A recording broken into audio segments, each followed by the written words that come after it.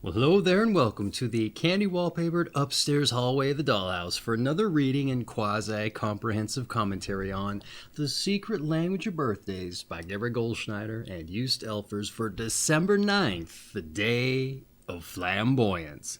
And here at the top of the page is a visual representational image of the day of Flamboyance. We have a artist's rendition of what could it be.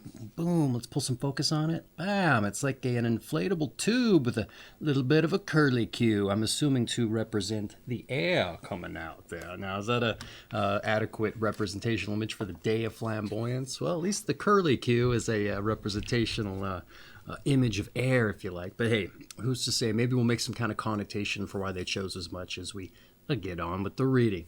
That said, not altogether all too important in the scheme of things. And what is the scheme of things? Well, it's December 9th, and hence it's somebody's birthday today, I would assume. And so what is important around here is wishing those people who were born on December 9th a happy birthday. That's right. So I just want to say happy birthday, okay? But, if this video finds you late, as sometimes it is often the case, you're a busy individual, I assume, not looking for your birthday on the internet, at least not on the day. And if that happens to be the case, I just want to say I hope you had a happy birthday. However, there are also folks that join us randomly to celebrate this December 9th birthday there, or just randomly in general. And if that's the case, I just want to say hello, welcome, and I hope you enjoy yourself.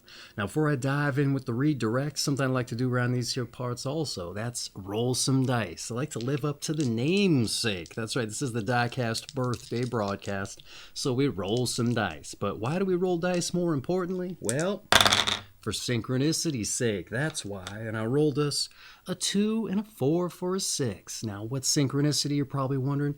Well, too often in life, folks, we get out there in the world on our errands, on our little taskers, if you like, and we got the blinders on. We're very narrow of focus, singular, if you like, and we don't notice a lot of things coming in and around us. You ever notice how someone mentions a car or something, and then you start seeing it everywhere? There you go. There's a good example. That being said, it's also said that the higher powers that be of the universe often puts things in our path to say goals that we try to put out into the world or our desires and such. But, in the universe is said to, help us with those things. But that being said, we don't necessarily notice the ways it's trying to help us or guide us to manifest those things. It's even said, too, if we avoid those things, it'll put those things in front of us again in a different way. But there, too, we miss it. So this is an exercise, if you like, into identifying those things the universe puts in front of us. Taking off the blinders, if you like. So you focus on a sign, if you like, something agreed upon between you and the higher powers that be. Your daily numbers there. Now, you don't have to go with the numbers I rolled for you, but it is advisable you take a pair of dice so you can ascribe directional values to number sets and time limits there, too. But we'll go with your 2 and your 4 for a 6. So I don't know, maybe you start out from the town square, you roll yourself your 6. So you got your 6 minutes going, you roll yourself whatever the easterly directional value is, and you stead off, all right? But you got to stay eagle-eyed for things. Just be a sponge for everything going on around you, because you never know what kind of other signs or anomalies the universe might present for you. You got to stay open and eager, right? Eagle-eyed, like I said. And so, maybe you start to notice one particular thing starting to present everywhere, like that car we mentioned earlier. To say, I don't know, maybe a inner tube. That's right, inflatable inner tube. Maybe you start seeing people carrying them around, see them on bus benches. Maybe you just see them on sale in store windows and the like. That being said, take note of such things, okay? So let's keep going with your time limit here. You're reaching your time limit. Maybe you haven't seen any of these things. Well, just stop, compose yourself, and stay open. Don't be dissuaded, all right? At least you're getting your steps in. This is a good thing. Stay open, stay eager, stay positive, all right? And hey, who's to say? Maybe a car kind of zooms by. Maybe it's got, what's this? Oh, it's got a 24 on the hood. Maybe it's like getting to a race or something. You know what? Roll your dice for a time limit and go in the direction of that car. Into that time limit, who's to say? Maybe you're in front of a building and it's got, boom, maybe it's got a 42 in the address, a 426 perhaps. I don't know. Those are your numbers, right? What could it be? Maybe it's a store that you've never been in before. So go on in, see what you see. But you know what? Maybe there's nothing in this store of any kind of, I don't know, any kind of use to you. I don't know what it might be. Maybe it's an antiquities store there. Antiquities, I always say it.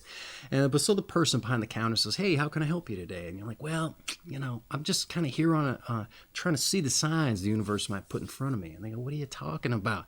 And show them this video, perhaps. Show them your dice so that they know you're not making a bunch of stuff up.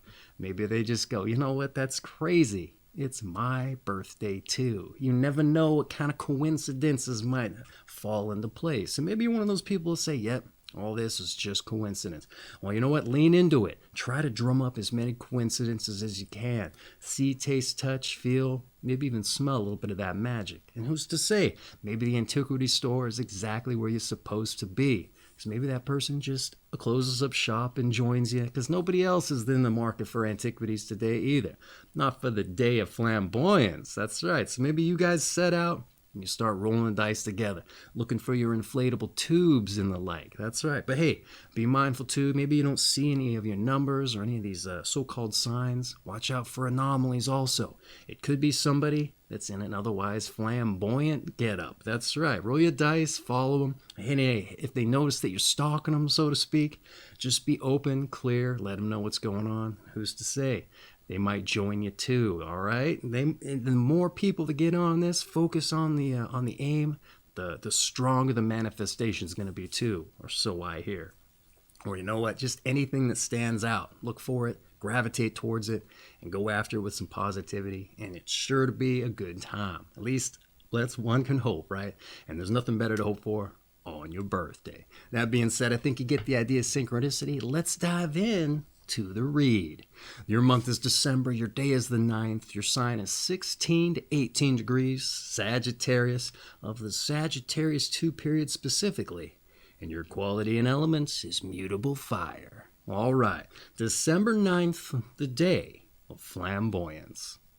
Those born on December 9 are active, imaginative individuals who love to be in the spotlight.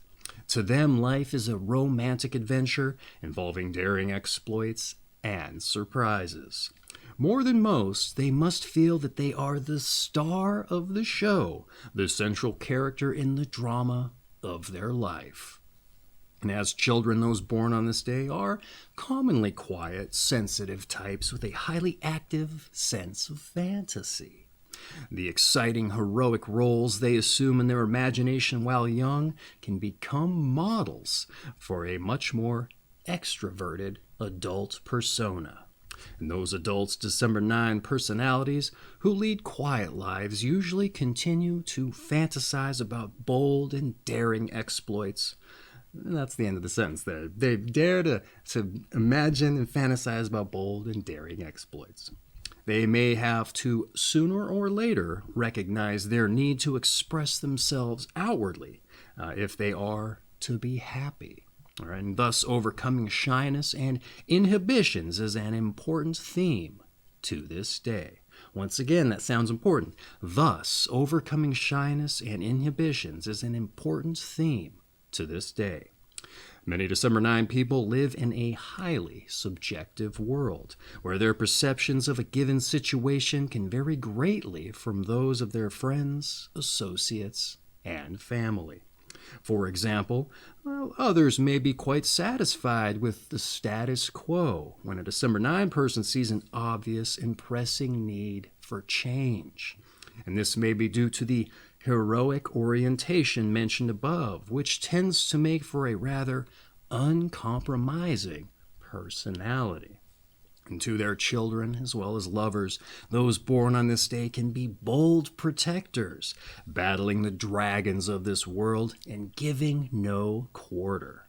And such a role can be difficult to live up to, as rapidly evolving circumstances make for changing needs and concerns.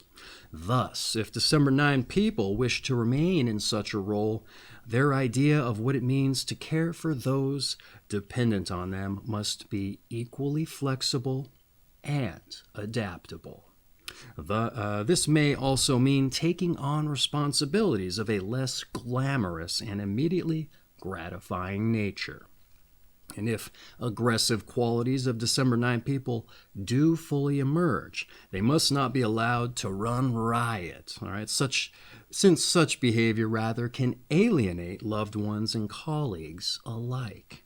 In addition, those born on this day must learn to put the lid on their volatile temper, which when it erupts can cause damage that is difficult or impossible for them to repair.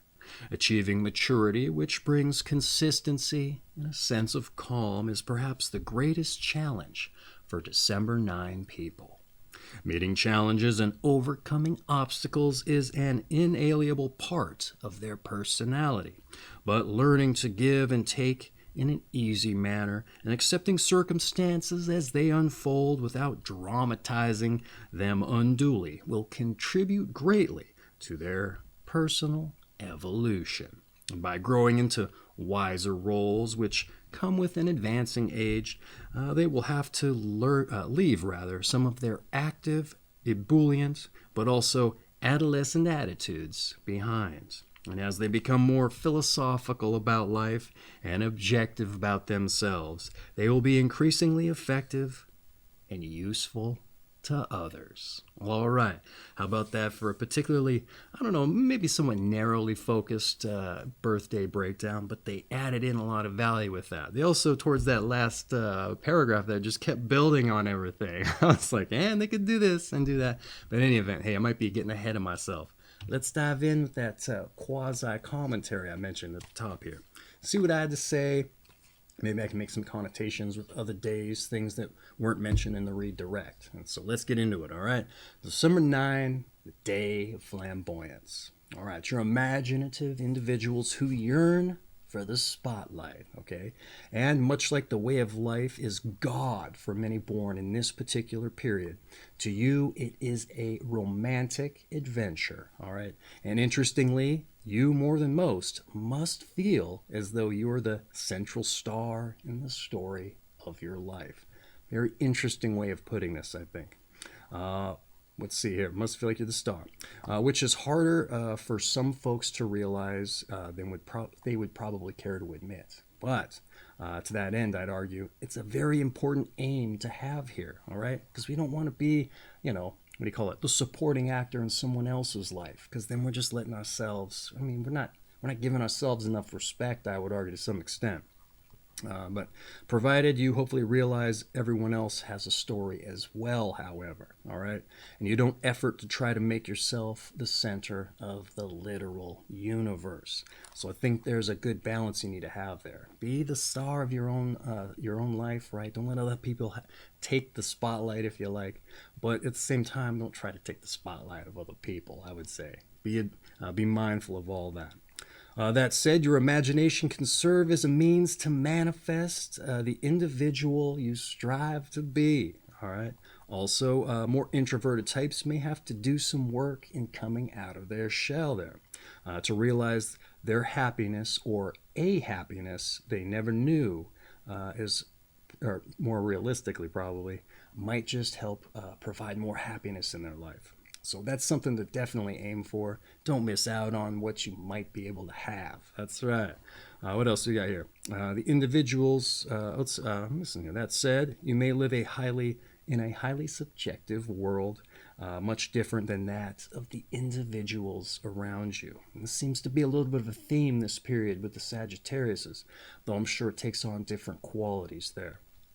And while the reading makes a point of relating how this may affect you and your approach to the world, ostensibly from this active, imaginative, heroic ideas that you may have as a child that you're probably holding on to into your, 30s, 40s, whatever it may be. I could also see such dynamics affecting others in a way that makes them feel like outcasts of a sort. To say, some of you born on this day, I feel so different than everybody else. I'm an outcast kind of thing because I have these ideas and this and that. Again, you're not alone. This is a running through line. What's just with Sagittarius is I'm sure it's a running through line with a lot of other folks too, even if, they're not the sort to live in the imaginative worlds to the same extent. But I could also, I said that already, but don't handicap yourself, all right? Embrace that. It's probably not as dramatic as you think it is. All right.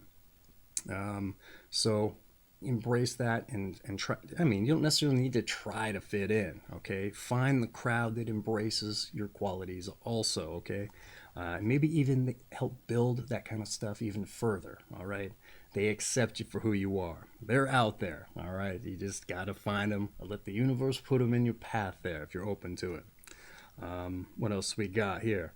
But the way I read it, not to pigeonhole yourself into, don't just pigeonhole yourself into those kinds of roles there. Insofar as being the protectors of your family. They warn not to pigeonhole yourself into that. As things can change and you have to evolve, constantly being active with those kinds of things. I got ahead of myself there a little bit. Maybe here, let's read it. Let's go back and read it. Find the crowd that embraces it. Said that. And find the crowd that embraces. I said the reading also goes on. Here we go. To relate the bold protectors that you are of your family. Here we go. But the way I read it, don't pigeonhole yourself into just that role. As things can change and evolve past those kinds of things. And plus, kids go off to college, all that stuff. Somebody might leave. You never know, all right? It also segues into discussing an other volatile nature that you may possess. And what was interesting about this? They kind of just slipped it in there. I didn't see this particular thing rising up there as we got on with the beginning of the read. And they also, they include some of the pitfalls and also suggestions for overcoming such things and the benefits of as much. And I would say that makes for a pretty well-rounded birthday breakdown, despite the fact it was rather narrowly focused. That being said, that's what I'd say about your breakdown. I kind of got stymied there because I skipped a line, as it so happens with the one shot, one takes. But hey, let's try to make up for it, all right? With moving on to your numbers and your planets. All right, those born on the 9th of the month are ruled by the number 9 and by the planet Mars. The number 9 is powerful in its influence on other numbers. Any number added to 9 yields that number, e.g. 5 plus 9 equals 14, and 4 plus 1 equals 5. And any number multiplied by 9 yields a 9, e.g. 9 times 5, 45, 4 plus 5 is 9. And December 9 people are similarly influential. And the planet Mars is forceful and aggressive, embodying male energy. And for December 9 people, such characteristics are only strengthened by the influence of Jupiter, which is the ruler of Sagittarius. All right. They didn't really say anything groundbreaking here for you. They only really personalized it by saying Jupiter is your co-ruler. So let's see if I can dive into this a little bit, help blow things up, not stymie myself by skipping lines. So let's get into it here. Mars in the number 9 for that god of war energy, which may speak to the potential for a volatile temper, at least the one that they mentioned briefly there. It's also the maths number, as I like to call it. They try to use the number 9 to say that you're influential on other people. Now, whether that's for better or worse, it doesn't necessarily say. Keep that in mind. That being said, if you're ruled by the planet Mars, considering its aggressiveness and what's emphasized with Jupiter, because Jupiter has a way of emboldening the primary planet rulership, despite its, expansive nature to help you broaden your horizons, being philosophical. It's also a jovial planet from what I've read. Well, chances are that may embolden that temper of yours, or that volatile energy.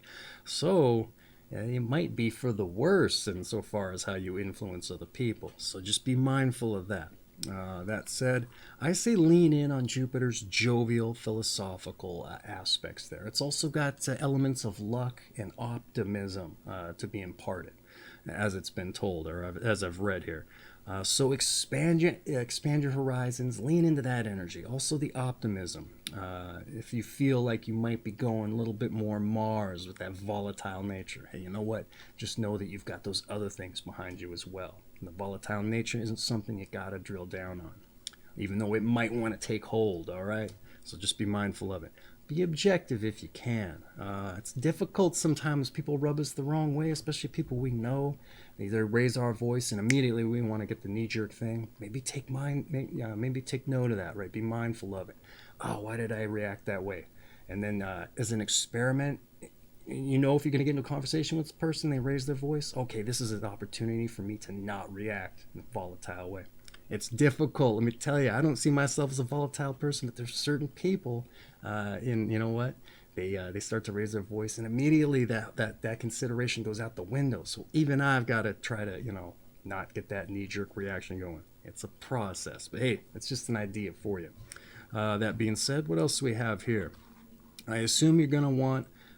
Oh yeah, here we go. I'm also going to assume you want a few supporting actors in the story of your life, in that drama of yours.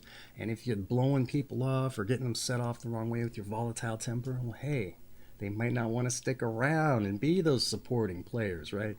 They may just want to be day players. That's right. You never see them again. So something to be mindful of. You don't want to be or antagonize folks with your volatile temper. If in that applies. That being said, pretty comprehensive drill down on the numbers and planets on my end. I might be going a little long too, so hey, let's move on to your tarot. All right, your tarot. The 9th card of the major arcana is the Hermit, who usually is depicted walking with a lantern and stick, and he represents meditation, isolation, and quietude. The Hermit also signifies crystallized wisdom and ultimate discipline. He is a taskmaster who motivates by conscience and guides others on their path. The positive indications of this card are stick-to-itiveness, purpose, profundity, and concentration. Negative qualities include dogmatism, intolerance, mistrust, and discouragement. In the Summer 9, people can learn the values of self-examination and thoughtfulness from the Hermit, but must beware of living in an isolated fantasy world, it says. All right. Hey, they personalize this one for you a little bit. I can imagine a lot of folks like tarot, I want nothing to do with that. But interesting, we can just leave it here in the book. You don't got to take it home with us and start dealing out the cards. But I'd like to see if there's any connotations or things that kind of line up and form the breakdown, perhaps. And here I would say it kind of did that a little bit. But I'm getting ahead of myself. Let's dive in here. The Hermit for meditation, quietude, isolation, and crystallized wisdom. Okay. Here we have an example of a card that on its face doesn't really seem to line up with the breakdown or speak to it very much, at least insofar as the extroverted individuals of the day are concerned, with the quietude, isolation, and meditation aspect. Not exactly hallmarks of as much, right? But crystallized wisdom, I'd say, can come from direct experience as much as it can come from learning indirectly from other people's mistakes or experiences. So I don't want to be too quick to judge that aspect of it, all right?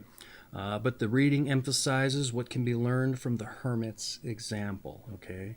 And I'm not one to argue. I already gave you that example previously about taking a moment to reflect, maybe after you blow up. But hey, we got to improve upon it. I got an effort to try to change that a little bit. See if I can get my temper or my volatile nature under control. You don't want things. I can see you as a person who doesn't want those kinds of things to have power over you. That's right. Don't let things have power over you.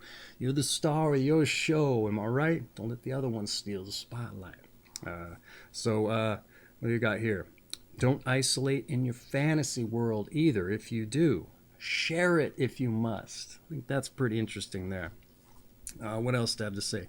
You got the stick-to-itiveness and the purpose and profundity and concentration, they said.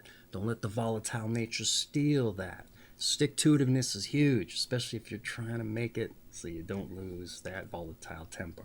Again, assuming it applies, but we're going to stick with it because I think that's one of the important things here that a lot of people might just be swayed to lean in on. Indirectly, almost involuntary. We can change it with that stick-to-itiveness, all right?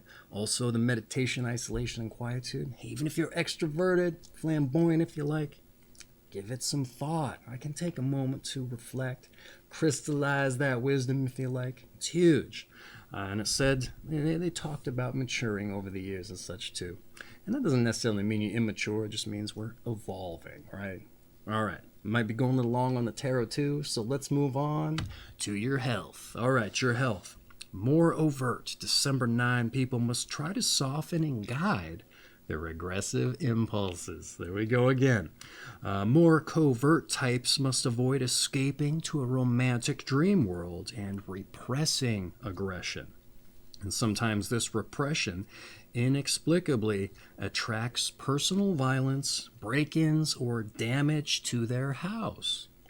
A process of self-discovery aided by psychological counseling can be extremely helpful to both types. Vigorous physical exercise, to say gymnastics, aerobics, or running, is recommended, but care must be taken in connection with the martial arts. Oh, all right. There you go. I think they say combative sports on other Mars days sometimes. In any event, this is a rather sparse health entry, surprisingly. Don't quite know why. Can't see any reason. But let's dive in and see what I had to say here. Here's your health. Soften and guide those aggressive impulses. Not to keep drilling down on it, but it must be something of note here if they keep mentioning. Also avoid escapism as previously mentioned. This is really interesting that they're going back and forth between the two types of people here. I'm sure that that applies to just about everybody, but they really drilled down on it here for you, and they don't necessarily do that so much for other folks. And it's interesting that there's such a shift between the two. Dichotomy, maybe. Anyway, it's interesting that they mention repressed aggression may contribute to personal violence, break-ins, and damage to the home. I guess if you blow up behind closed doors and break stuff, that might contribute to damage, all right? So what else do I have to say here? But the break-ins thing, I'm not quite sure where they got that or what that's supposed to be associated with. But maybe that's just outside of my world. Maybe it makes perfect sense to you. I don't know. But I guess if somebody leaves without a key, that works, and they want to get back in for their ostensibly unbroken items, there you go. They might break in. I don't know. That's the only connection I can make. But otherwise, I'm at a loss on that one. So, self-discovery and psychological counseling for your mental welfare is recommended. Here's the thing. They don't always mention this, even for folks that have some things going on in the background, seemingly. And they also, they tend to ditch the diet and the exercise recommendations to drill down on psychological welfare. It's that important, I would argue. And we really didn't start getting into the psychological stuff until maybe 2 zodiac signs ago. Never would they mention the psychological stuff. So I was kind of surprised when they start ditching the diet and the exercise to mention as much. So I think it might be important, and it's at least worth some consideration. So don't be too judgmental about it if it's something that, because I would probably take a little bit of credence with it. Hey, like, why did he mention psychological issues there? Anybody might. It's a little bit of a sensitive subject. Any event, like I said, no real mentions of the diet because they really wanted to drill down on the psychological stuff. But when Mars days come up, they often mention avoiding yang foods or spicy, fiery foods within the Chinese medicine pedagogy, perhaps that's a word, or philosophy, if you like. I'm not quite sure what it all means, but it's like it gets the body temperature up, some form of fashion. But they're said to be avoided on Mars days, ostensibly because they feel your fire. That's right. You don't need any help in that regard, ostensibly. You don't want to run hot or fiery either, right?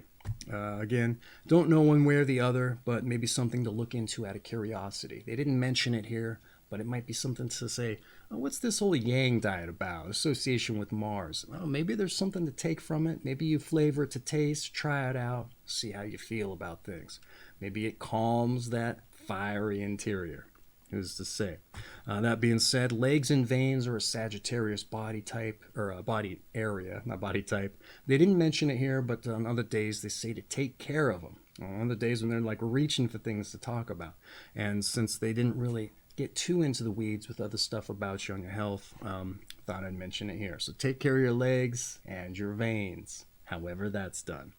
What else do we got here? So yeah, that's what I'd say about your health. Just take care of yourself, all right? Be the change. Be positive about stuff. So that's been your health. Let's move on to some advice. All right, I know we got a bunch of that already, but let's see what they got to say. Dare to be ordinary too. You don't always have to be the star. All right, discover the joys of inner peace. Live and let live. Don't let anger build up. Find a positive way to alleviate it. Keep your feet on the ground. What's very interesting about this day is just there's those two dichotomies there. The folks that have their head up in the clouds, very romantic kind of ideals, and then the others that are like way down in the fires, if you like, stirring up the embers. I don't know. I don't think I've really seen this juxtaposition before, interestingly enough. But what did I have to say about the advice here? Rather sparse as the advice generally is, but I thought it had a lot of value. I thought it was pretty interesting considering everything we've gone over. So let's see what I had to say here. Dare to be ordinary. Okay, I like that. You don't always have to be the star. And they talk about inner peace. There's a lot to be said for supporting actors and playing things reserved in acting terms, if we're to go with that analogy. All right. Oftentimes the performance is that much more captivating. All right. If you just leave less up, you overacting, people get it, but they want to see what's inside. But I don't know how to put it to words there, but I think you get it. There's something in, and there's do less and you get more. All right. That's for the flamboyant types there who want to be the star of the show. What else we got here? Using the metaphor, not endorsing you, lean into the role even harder. Okay. So don't lean in even harder. Dispel your anger somehow. Find out, figure it out. It builds common sense, and it's good for you, even though it's it builds your character, and it's common sense. That's right. It's not good for you and others to be angry. Obviously, even on an internal physical health kind of thing. They really drilled down with the Scorpios on psychological health because it would manifest in physical ailments. And I would say if you're angry all the time, well, the first direct result is your blood pressure, and you don't want to pop an aneurysm or something, right? I don't know how volatile you may or may not be, but that's a real concern, right? So yeah, it's common sense. It also builds character, and it's a bad look to be angry all the time too, or to have a temper. That's something to concern too. If you're the star of your show, you don't want to be having people change the channel on you, right? You want to bring them in. You want to captivate. So yeah, get a handle on it. What else do I have to say here? So keep your feet on the ground, I think is what they said, right? Yeah, keep your feet on the ground. There's a reality that you'll have to contend with sometimes, all right? It doesn't necessarily help to put yourself up in the clouds about it. Sometimes you got to live in the adult world, right? You can't dive into the childhood, romantic, heroic kind of things. Sometimes being the hero is just the person that shows up and does the ordinary things. Unfortunately, right? Pays their taxes on time. I feel like, all right. In the event, that's been your advice. Today I've been all sorts of disjointed, but hey, you know what? Maybe it adds some value to it. You can see, I just got to embrace it, just like you, right? All right, so that's been your advice. Let's move on to your meditation. All right, your meditation. True heroism can be demonstrated in having the strength to face up to one's own ethical and spiritual shortcomings. How about that? Oh, I say it speaks to the day. It also speaks to my disjointed reads. All right, one more time since it's a little bit of a mouthful. True heroism can be demonstrated in having the strength to face up to one's own ethical and spiritual shortcomings. All right, I like that. Now that's your meditation. It's your birthday. I'm not going to throw some spin on it. I probably already said too much telling you I liked it, but that's for you to consider. It's your birthday, your meditation. All right, that being said, your meditation in the can, as it were, here for the day of your own show, star of the spotlight there. Let's move on to your strengths and weaknesses. That's right. Let's hold up the objective mirror that we talked about here. Maybe we didn't mention the mirror, but we did talk about objective kind of things. Your strengths. You're romantic. Here's one you probably could have guessed. You're fiery. I know it's been mentioned. And you're energetic. We knew all those, right? But your weaknesses, oh, let's turn that objective mirror around to the side that blows up your face and shows off all the blemishes and the wrinkles and the things you'd rather hide or cover up with the makeup for the spotlight, right? I don't know, for those of you who have been in the spotlight, at least on the stage, you got to emphasize the features. That's right, maybe the blemishes too. Hey, that's an interesting allegory there. Your weaknesses. That's right, get to it, buddy. You're misdirected and you're fantasy dominated. Oh, you only got two. And you know what's nice? They didn't mention the volatile nature or the temper. I would have thought that would have been there in a heartbeat. That would have been the first one I would have thought. That being said, misdirected, fantasy dominated. They really drilled down on the fantasy kind of thing there. Just having the head up in the clouds. So who's to say where the real weakness lies? With the temper, the volatility, or the head in the clouds kind of thing? Interesting here. That being said, as I often like to say, sometimes these weaknesses, even though we might want to get rid of them, get them off our shoulders, sometimes they can be strengths, just depending upon the situation. That also being said, if we want to get rid of our weaknesses, I would say a lot of times the strengths are going to help us in that regard too. Romantic, fiery, energetic. You know, the fiery and energetic thing, hey, I got to strip the fires to get my misdirection out of here. I get more on the path, all right, to crystallized wisdom ostensibly. Who's to say? But that's just, that being said, don't let this stuff get you down. Just, it's what makes you who you are. But you know what? We can always temper or adjust those things a little bit, right? Get them more on the path to that crystallized wisdom. That's right. That being said, that's been your strengths and weaknesses. Let's move on to those born on this day. And when we dive into those born on this day, not only get to see who shares your company, but something I like to kind of segue into and look at this, or take a perspective to look at this from, is figuring out our passions. You know, all too often I get out and meet folks in the world and ask them what they do, and more importantly, if they like it, and they don't. Because a lot of times it's just some job they got into to get money on the table, and they just got used to it, and they started climbing that corporate ladder. But at the root of it, you know, they got comfortable. That's the more important part. It's something easy to do. But at the root of it, it wasn't something that they liked doing. It certainly wasn't a passion. But you know what? Passions or even things we like to do can be hard to identify because we're just kind of getting on with life, right? And also, if you do have a passion, sometimes it's difficult to make it financially viable. So it has to go on the back burner or not get any attention at all. But I think it's important that we are doing backflips out of bed in the morning or in the middle of the night to get into what we love doing and that fulfills us. And so I think this is the perfect opportunity to not only see who shares your company, but what they did to get in the book, right? I might not have been their passion. I'm arguing it probably was, but it may not have been. But that being said, maybe we can take some inspiration for what they did. And maybe just hearing as much and looking at it from this perspective can help stir up the fires of as much, all right? Get you reconsidering your passions, because you know what, it takes time, takes work, takes effort to figure those things out.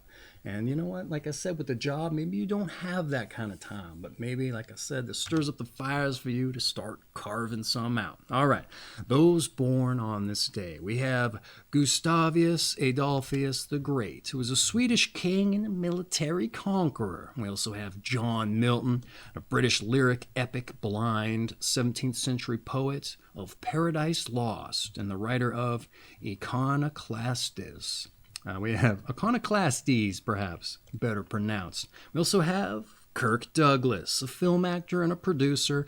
Dame Judi Dench, a British stage film actress. Would she want to be called Dame, I wonder? That's interesting. Dalton Trumbo, the Hollywood screenwriter, and he stood up to McCarthy and was jailed and blacklisted. We also have Douglas Fairbanks Jr., the film actor, Dick Butkus, the football middle linebacker, 7-time defensive All-Pro. We also have Deacon Jones, a football defensive end, 5-time All-Pro. We got some aggressive folks here coming into the chat, if you like. We also have Joseph Needham, British biochemist and science historian, syngologist, it says, or sinologist perhaps, of science and civilization in China. ostensibly a book they wrote. We also have John Malkovich, the stage and film actor, director, and producer. We also have Elizabeth Schwarzkopf, the German opera and leader singer, Lieder, Lee J. Cobb, film actor, Joan Armatrading, a British singer, Beau Bridges, the film actor, John Cassavetes, an actor, improviser, film director of Husbands and a Woman Under the Influence. We also have Red Fox, the nightclub comedian, film and TV actor, and Fred Sanford in Sanford and Sons. We also have Buck Henry, a screenwriter, film actor, and director. Tom Kite, a golfer and all-time PGA Tour money leader with $6.6 million and a U.S. Open winner. PGA Player of the Year as well. And this book was written some time ago, so I'm sure that could be updated to some extent. Bill Hartack, a jockey, 5-time Kentucky Derby, and 3-time Preakness winner. We also have Peter Alexeyevich. Maybe I got that right. And then we also have, it doesn't say what the, Alexeyevich Kropotkin. Jeez, the Russian names here. Russian prince, scientist, and a revolutionary anarchist there. Wow. So quite the day. A lot of stars, people with their own spotlight. In any event, those born on this day haven't been related. Well, I actually butchered a few names, so let's take a moment to do some butchering on my side of things. It's not done in malice, it's just hooked on phonics. Doesn't work for me sometimes. But that being said, that essentially rounds out your birthday read. I know it's a big-ass tall order to take inspiration from other people's lives in a lot of cases, but like I said, maybe me just mentioning it will stir up the fires, because if there's anything I can hope for you on your birthday, outside of relating all this advice potentially to help you out on things, if they even apply, like I said there, is helping you figure out your passions. That's right, helping you stir up those fires. And if you already have your passions figured out, well, my hat's off to you. You know what? Congratulations. That's a huge accomplishment. And maybe you know your passions but can't make them financially viable. Hey, you know what? Fuel the fire to dive back into figuring it out. Maybe you just got to synthesize it with something else that you love doing. That's right. But that being said, like I said, this essentially rounds out your birthday reading, except to say your season is fall, your sign is Sagittarius, the Sagittarius II period specifically, and your quality and element is mutable fire. Now, what does that mean exactly? Well, that's a story for a different time, but I'll leave it at the end of the video here if you're interested. But this has been December 9th, the day of Flamboyance, from The Secret Language of Birthdays by Gary Goldschneider and you Stelfers. I have an affiliate link for this book down in the description if you're interested in picking up a copy. Save you the hassle of typing it in the browser. It makes a great coffee table and an awesome tool to use if you got some parties going on. If you want to be the star of the show, but maybe give the light, a little bit of that light to the supporting actors, get the conversation started, open up to their birthday, let them read it or read it for them in front of everybody. Make them the star of the show and then take the light back and just be like, that's totally you or that's not you or you know whatever. It's going to get the conversation. I think you get the idea. That being said, that's not altogether important. Like I said at the top, what is important is wishing you a happy birthday. So happy birthday. I hope it's going to be a good one for you. But for everybody else who joined us, hope you enjoyed yourself, got something out of it, and you join us for your birthday read. That's right. But lest I forget, that's right, your daily numbers. Get out there and let the universe, the powers that be, show you they're with you on your side, with you on your path more properly, all right? So drum up some coincidences, things you might see, taste, touch, feel, smell, some of the magic. And if you do, you'll understand why I recommended it for you. Because I want nothing more than you to have some fun on your birthday too, outside of figuring out your passions. But that being said, once again, happy birthday and take care of yourself, all right? Get that volatility under control if it's something that applies, all right? Take care of yourself. Get your head out of the clouds once in a while. That's right. Crystallize some wisdom. Okay, I've been talking long enough.